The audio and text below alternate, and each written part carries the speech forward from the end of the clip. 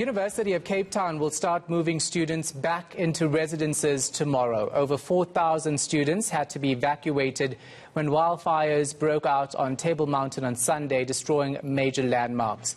Firefighters are still on the scene monitoring possible flare-ups. Authorities say, however, there are no further threats to people or properties at this stage. Monique Mortlock is following this story for us. She joins us now live. So, Monique, we know the fire has been contained. Let's talk then about what firefighters are doing now. Shahan, throughout the day, residents living close to Table Mountain in the Vredehhoek and Deer Park areas may have been hearing choppers continuously from early this morning right through to today. Because the winds have subsided, that has allowed the helicopters to be able to waterbomb those hard-to-reach hotspot areas. When we were at Deer Park early this morning, we spoke to some firefighters who had just come back down the mountain to enjoy a much-needed cup of coffee because they were obviously exhausted and just waiting on those relief teams to take over from them. At a briefing a little earlier today, we had the various fire chiefs as well as Premier Alan Winde and the city's JP Smith giving us an update of the fire situation, saying that we are in the clear for now, but obviously with these type of situations anything can change, especially if the wind picks up or something sparks another flare up. But take a listen to what Acting Chief Arlene Weir had to say a little earlier on those firefighting efforts. Just the current update from where we are from yesterday.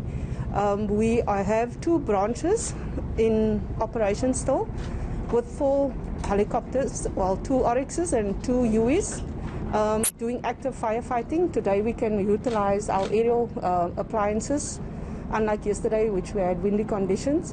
So the 2 areas we're basically concentrating right now is at Devil's Peak and at UCT, where we're doing some damping down at the facility.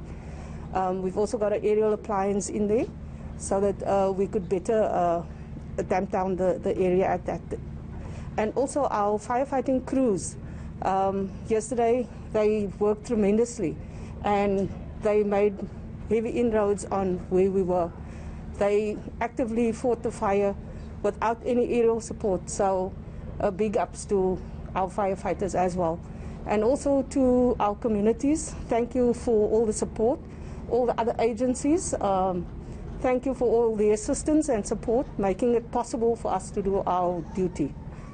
So the latest statement by UCT says it plans on moving students back to their residences soon. How are students feeling about that?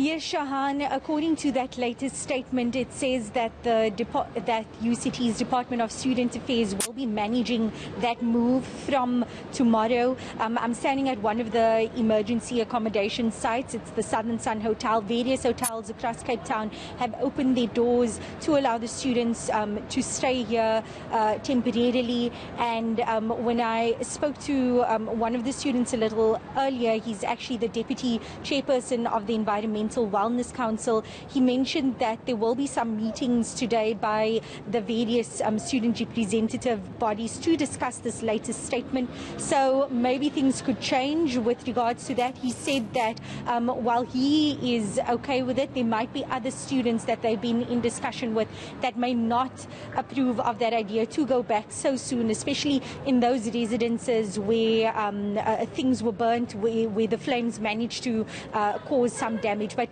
let's take a listen to Lesedi Lale. The situation is quite calm right now, and it's actually different reactions for different residences. Because personally, for me, I'm coming from a residence that's actually near the mountain, but it's not yet, it wasn't burned. So I can say that I personally, I'm actually ready to go back as the situation is much more calm. But others, I don't know how they're feeling about the whole thing because they're much more closer to where the place, was most occurring. So it's different, feelings and reactions for different students actually. And lastly, Monique, let's talk about the efforts from NGOs as well as residents in Cape Town for those affected by these fires.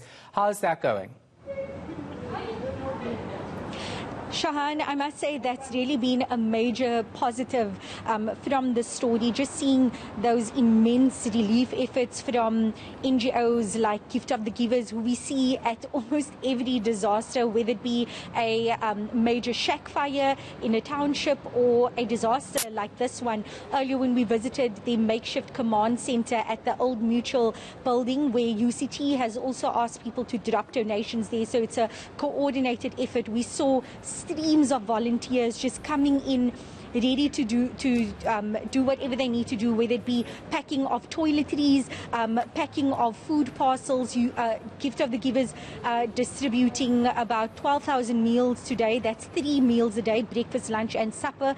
When we were at the Ruland Street fire station, we also saw volunteers and even 2 ice cream trucks arriving to provide a nice cold treat for the firefighters who had just arrived back from being on the ground. Exhausted firefighters enjoying their ice creams and enjoying the cold drinks, the energy drinks.